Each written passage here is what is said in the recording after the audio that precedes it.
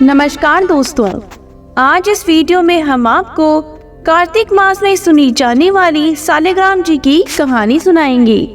किसी गांव में एक बूढ़ी माई रहती थी। उसकी सालिग्राम जी की सेवा थी। वह प्रतिदिन नियम से सालिग्राम जी की सेवा करती थी।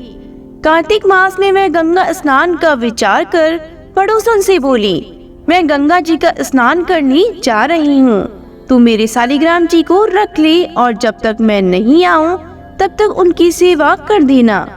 पड़ोसन ये जानकर बड़ी खुश हुई। उसे भगवान सालिग्राम जी की सेवा पूजा का अवसर मिल रहा है।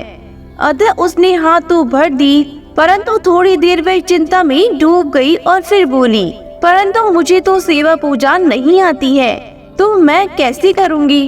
तो इस पर बुढ़िया माँ उसे समझाते हुए बोलती है, सवेरे इनको उठाना, नदी से लोटा भरकर पानी लाना, आते समय बगीचे से पुष्प व तुलसी भी लेते आना, भगवान को जल व कच्चे दूध से स्नान कराना, चंदन लगाकर पुष्प व तुलसी चढ़ाना, दूध का भोग लगाना, दोपहर को रसोई में जो भी बने उसका भोग लगा देना, शाम को दिया जलाना और रात को सोते समय सालिग्राम जी को भी सुला देना। बस ऐसे ही पूजा करनी है। यह कहकर वह पड़ोसन को सालिग्राम जी संभलाकर गंगा स्नान को चली गई। पड़ोसन बहुत उत्साह में थी। पड़ोसन ने सब कुछ बुढ़िया माई की कहे अनुसार किया। सवेरे उठते ही सालिग्राम भगवान को भी आवाज लगा दी, भगवान उठ जाओ, सुबह हो गई है। उसके बाद नदी से लोटा भरकर पानी ले आई। आते समय बगीचे से पुष्प व तुलसी भी लेती आई। भगवान को जल व कच्चे दूध से स्नान कराया, चंदन लगाकर पुष्प व तुलसी चढ़ाई। उसके बाद उसने दूध का भोग लगा दिया। वह खाना बनाने में लग गई। खाना बनाकर उसने भगवान को भोग भी लगा दिया। भोग लगाते समय उसने देखा कि दूध तो वैसा ही पड़ा है। उसने सोचा, भोग लगाने का समय हो गया है तो भोग तो लगा देती हूँ, हो सकता है भगवान भोग के साथ ही दूध पीते हों। थोड़ी देर बाद उसने जाकर देखा तो दूध और भोग वैसा ही पड़ा हुआ था जैसा वह रख कर गई थी। बहू भगवान से हाथ जोड़कर बोली, भगवान दूध भी पी लो और जीम भी लो, आप जीम लो तो मैं भी जीमूं। थोड़ी देर बाद वापस आती है पर देखती है कि भगवान ने दूध भी नहीं पिया, न ही खाना खाया। यह देखकर पड़ोसन चिंता करने लगी और पड़ोसन बोलने लगी, भगवान आपकी मालकिन आएगी तो कहेगी मेरे भगवान को दुबला कर दिया। अभी तो 1 महीना पूरा बाकी है, आज तो पहला ही दिन है, आप जीव लो तो मैं भी जीमूं। वह पड़ोसन भी भूखी बैठी रही।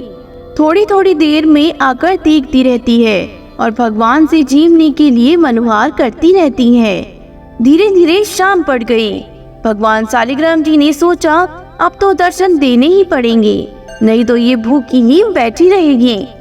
तो भगवान छोटा सा मोर मुकुट पीताम्बरधारी रूप लेकर पाटे पर जाकर बैठ गए। दूध पी लिया व जीम लिए। अब तो रोज ऐसे ही होता रहा। एक दिन भगवान ने कहा, मैं गाय चराऊं। तो पड़ोसन बोली, थोड़े दिन ही तो रहोगे, क्यों जाते हो। पर भगवान माने नहीं। हाथ में सोने की लाठी, कंधे पर हीरे मोती का जड़ा पीताम्बर डाल गाय चराने गए। शाम को गोधूली बेला में गाय लेकर वापस आ गए। अब तो रोज ही ऐसा होने लगा। भगवान रोज दूध भी पीते और जीम भी जाते। गाय चराने चले जाते और शाम को वापस आ जाते। 1 महीना बीत जाता है। बुढ़िया माँ गंगा स्नान करके घर आती है। स्नान ध्यान से निमट कर वे सोचती है, सालिग्राम जी को ले आओ। तो वह पड़ोसन के घर जाती है। पड़ोसन से बोलती है, मेरे सालिग्राम जी को दे दे। तो पड़ोसन बोलती है, सालिग्राम जी तो शाम को आएंगे, तब ले जाना। तो बुढ़िया माँ सालिग्राम जी के लिए जिद करने लगी। तो पड़ोसन बोली, बुढ़िया माँ को समझाओ, जैसे 1 महीना निकाला है वैसे शाम तक और सब्र कर ले। बुढ़िया माँ तो धरना देकर बैठ गई और बोली, मैं तो मेरे सालिग्राम जी को लेकर ही जाऊंगी, तूने कहाँ छुपा रखा है बता। पड़ोसन बार बार बोलती रही और समझाती रही। शाम को जब सालिग्राम जी आ जाएं तब ले जाना। शाम पड़े जब भगवान जी गाय चरा कर आए और गाय को उसकी जगह पर छोड़कर भगवान उस पड़ोसन के घर के मंदिर में विराजित हो गए। तब पड़ोसन बुढ़िया माँ से बोली, अब ले जा तुम्हारे भगवान जी को। बुढ़िया माँ को भगवान जी दिखाई नहीं दिए, उसे कुछ समझ नहीं आया। बुढ़िया माँ बोली, तो इतनी देर से क्यों मना कर रही थी? जरूर तूने ही कहीं छुपा कर रखा था। यह सुनते ही पड़ोसन को सब समझ में आ गया। खुशी के मारे आंखों से आंसू बह निकले। उसने भगवान के सामने हाथ जोड़ लिए। फिर भगवान जी से बोले, भगवान बुढ़िया माँ को भी रूप दिखा दो, नहीं तो यह मेरे पर अविश्वास करेगी। तो पड़ोसन की बात मानकर भगवान ने मोर मुकुट पीताम्बर धरा, हाथ में सोने की लाठी ली और फिर बुढ़िया माँ को भी दर्शन दिए। बुढ़िया माँ देखकर भौचक्की रह गई और उसकी आंखों से भी झरझर आंसू बहने लगे। फिर बुढ़िया माँ ने भगवान के और पड़ोसन के दोनों के पैर छू लिए और कहा, मैं तो इतने दिनों से सेवा कर रही थी, पर मेरे तो कभी भगवान ने दर्शन नहीं दिए। पर मुझे तो कभी भगवान ने दर्शन नहीं दिए, क्योंकि मैंने भगवान को केवल मूर्ति मानकर सेवा की थी। असल में तूने ही भगवान की निर्मल मन से सच्ची सेवा की है, जो भगवान ने तुझे दर्शन दिए। भगवान जैसे उनको दर्शन दिया वैसे सबको देना। कथा अधूरी हो तो पूरी करना, पूरी हो तो मान लेना।